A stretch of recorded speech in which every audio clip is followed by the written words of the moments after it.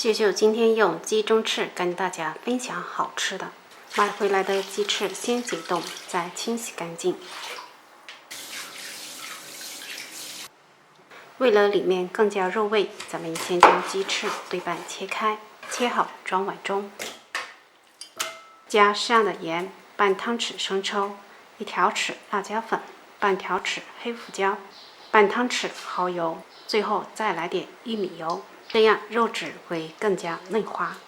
将它抓拌均匀。这种辣椒粉不会辣，小孩也能接受。盖上保鲜膜，腌制30分钟。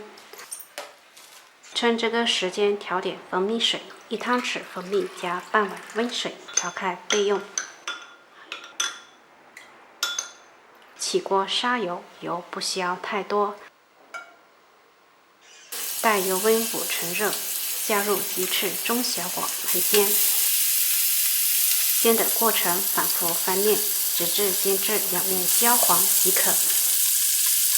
倒入之前调好的蜂蜜水，盖上盖子焖至收干水分，中途可以翻翻面，这样更加入味。待水分都收干之后，撒上1把炒熟的白芝麻，